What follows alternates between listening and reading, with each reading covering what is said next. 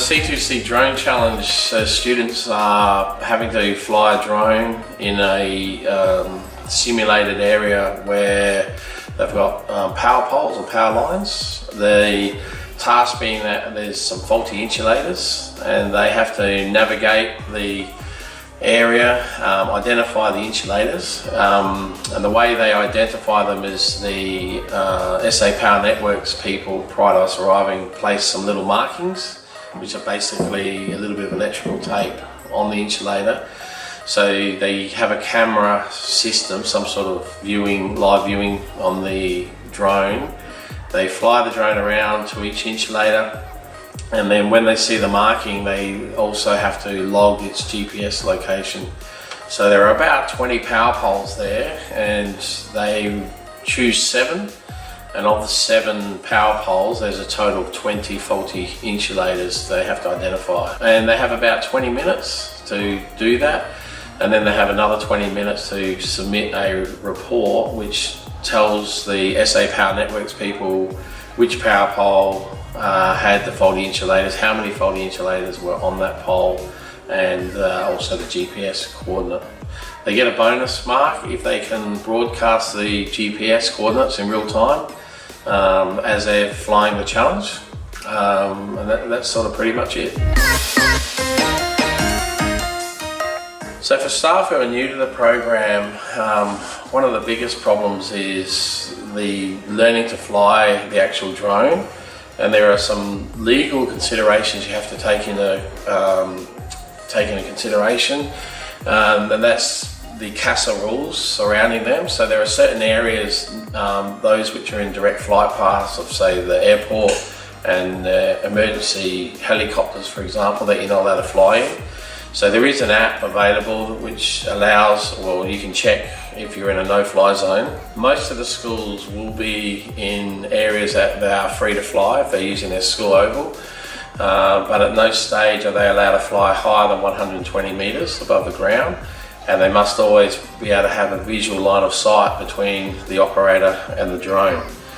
So having the students learn to fly the drone without crashing it is dependent upon a number of factors, and obviously experience comes into it, and time on the remote with the actual drone itself becomes very important.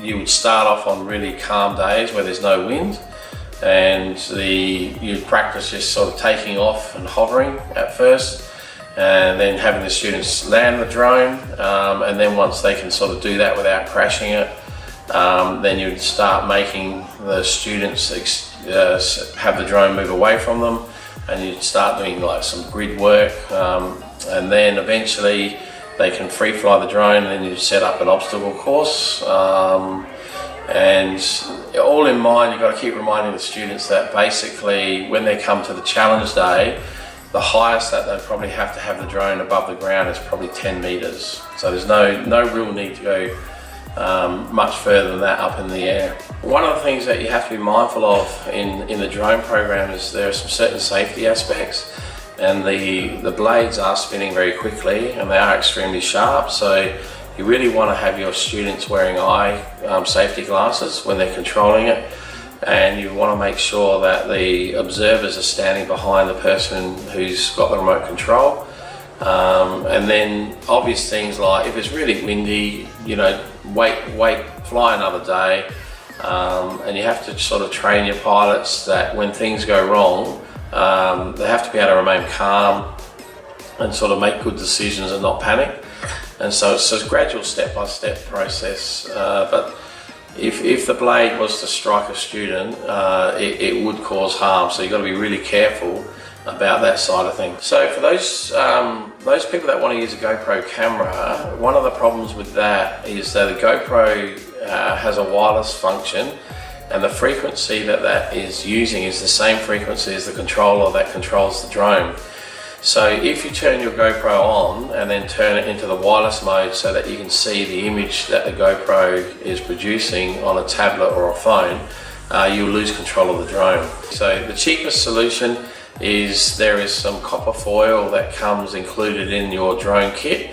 So it has a template, and if you wrap the GoPro as shown by the template, that shields the controller from the energy that the GoPro is transmitting, and so there's no interference, and so you can safely fly. The second solution is to buy a separate transmitter that operates on a different frequency. It operates on a 5.8 gigahertz as opposed to the 2.4 gigahertz. And whilst there is a little bit of additional cost in that, you get a much cleaner image and there is no lag. So you get a real-time image as opposed to a Wi-Fi image, which has about a 1 second delay. For staff wanting to know how to embed the program into curriculum, there's a lot of different choices you can make. So you could run it as a standalone program if you had a STEM class, for example. You could run it as part of your science curriculum, you could run it as part of your maths curriculum, or you could run it across a variety and have sort of a multidisciplinary approach. So there is a lot of mathematics involved in terms of you have to monitor the battery voltage and the flight time that the drone's in the air for. So when the batteries get to a certain level, the drone needs to be landed and the battery has to be swapped out. So if you record the voltage at the start and then the voltage at the end, and then the time that the drone is in the air, you can make a graph quite easily that gives you a relationship between voltage and flight time.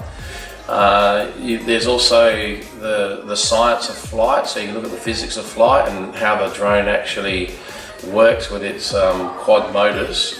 And then once you've got the drone, you can start extending it into other faculty areas. So you could even you could use the drone, for example, in PE. You could have students running a play, and so you could view the play from above and then analyse that. You can have scaling exercises in art. So the more you think about it, the more creative you get, the greater the use of the drones, so that it would become part of the curriculum.